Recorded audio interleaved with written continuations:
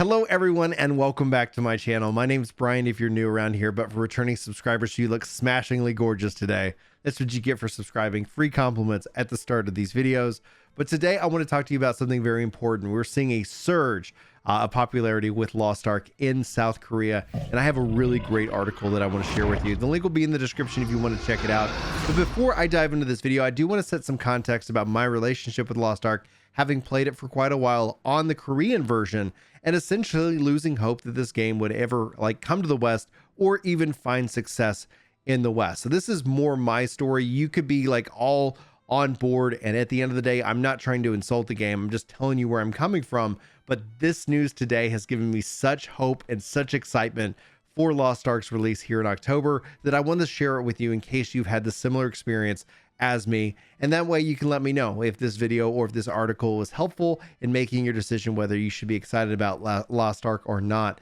But before I dive into the content, I do want to say a shout out to Johnny Mac Games. He's been streaming this game, getting me really excited for it. He's also been covering it with guides and more. He is not yet at 1,000 subscribers at YouTube, so I can't hit them with that tag, but I'm going to include a link to his channel as the top link. This guy is awesome. I really enjoy his content. And if you haven't, or if nothing else, if you give him a shot, check him out, see if it's something that you're going to enjoy. It would really mean the world to me. So that's going to be kind of my shout out because of the work that he puts into it. And hopefully we can get him to 1,000 subscribers. So honestly, at the end of the day, it's a little bit, so I can just hit at Johnny Mac Games as opposed to having to copy and paste his URL. So you're doing me a real big favor, honestly, at the end of the day. So check out his content. But now I want to kind of share this article with you. And as always, I want to know what you're thinking, what you're feeling, especially as it relates to Lost Ark, especially because it's not that far away, which feels really weird. Feels really weird to say that. All right. So first and foremost, Lost Ark is developed by Smilegate. It's actually emerged as the most popular title right now in the role-playing game category in South Korea. This is surprising, obviously, with its rise to the top slot, and it's took some time, but it's also benefited from external factors. The multiplayer game was launched in November 2018. Wow. It's crazy to see how long we've been waiting for this game to officially come to the West. As with other mainstream titles, it pulled off a stellar record when it formally kicked off its live service, drawing in a record 350 concurrent users. Over time, its popularity declined as finicky players migrated to other games, forcing Smilegate to reduce the number of servers. I was there for this. When the server reduction started happening, that's essentially where the seed of doubt was planted in my mind, namely because I was like, well, if they're not going to support it from the developer perspective, at some point we're going to run out of content here in the West. But it gets better.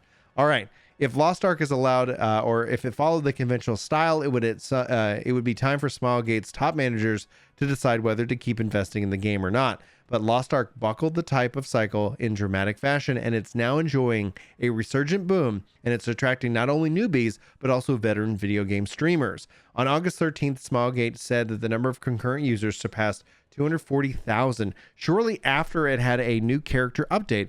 Other metrics, including new and returning players, also soared, while the total number of active users has now hit the milestone of 1 million. In response to the surge in the number of players and reports about a long login queue, Smilegate rushed to open up new servers. According to the data published Monday by Even, the country's biggest game community, Lost Ark, ranked second after League of Legends, outstripping other online titles from the three endgame developers, Nexion, NCSoft, and Netmarble. Don't know why I really struggle with that word. I don't know where that came from. Netmarble. All right, we're gonna move on. Lost Ark's resurgence is widely deemed to have stemmed from a mix of in-house efforts and external developments. From early this year, Smilegate has been rolling out series of updates at a steady pace, and it's introduced new fields, raid courses, and characters that offer fresh experiences for existing players. So this is really key. Content is key. Content is key. Obviously, World of Warcraft having a rough decline over the last couple of expansions. You can fight me on that one if you want. It's not meant to be antagonistic. Literally, that is just the numbers and everything we're seeing. And obviously, with the latest news in and of itself, that I don't want to rehash here because I'm sick of it. Sick and tired of it. It makes me angry. And I honestly, I'm happy right now because I'm excited for Lost Ark. All right. Oh, take a breath. There we go. So at the core of it, though, delivering consistent quality content updates is key, especially in a online MMORPG. That's going to keep people coming back, and that's going to keep people playing your game. especially how it's designed and stuff. So anyway, that's my spiel right there. Smilegate's strategy of maintaining a stream of updates has contributed to soaring up key metrics, including concurrent player count, while improving its reputation with local PC players. Another key factor behind the game's popularity is a relatively soft approach to the pay to win. This is really interesting. A growing number of local gamers are tired of injecting huge amounts of money on a regular basis to stay competitive in major mobile and PC games, especially those that have been developed by 3N companies, which we've seen that in just brutality when it comes to these other 3N games. And I like how they classified them as 3N companies. Lost Ark also offers items that users can purchase to empower their virtual characters, but Smilegate allows players to choose whether to opt into the scheme that lets them climb the ranks faster. If they opt out, they simply just take the leisurely pace without spending any money.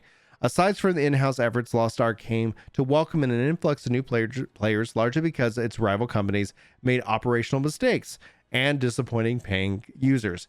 When you're paying for your sub and they're not releasing content, that at some point is going to bite you.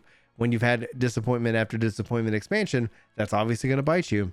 Now, MapleStory, a popular game from Nexion, lost loyal players after it was accused of manipulating the ratio of random cash shop items. Many of MapleStory's users who were angered by the development of the developer's policy quit and migrated to Lost Ark. So it's not just World of Warcraft that is struggling and having its own struggles, obviously, in this regards. Lineage M of NCSoft touched off to firestorm of criticism from paying users after the game maker rolled back the character ability upgrade system, and the scandal brought another fresh group of users to Lost Ark. Recent months, players have seen other games are also paying attention to Lost Ark, largely because the game is regarded as the new best destination for those who want to play a popular PC game. Excited mobile and PC game developers are reportedly drawn up into marketing strategies and events targeting users who consider migrating to Lost Ark. One clear sign of the game's popularity is how many video game streamers opt for this title on the streaming platform Twitch. Many of the top-ranked streamers have switched over to Lost Ark in recent weeks, as well-known streamers of World of Warcraft have moved to the Korean game after Blizzard came under fire for alleged sexual harassment scandal, along with the departure of top figures. Since Lost Ark has benefited from much external factors, there is also a possibility of its standing might be affected by new round of developments in the gaming industry. Experts point out that Smilegate has made efforts to communicate with users and keep the game playable without acquiring or requiring players to fork over huge amounts of money. If they say if Lost Ark is to remain popular, Smilegate should retain the game's combination of constant updates and smooth communication with players.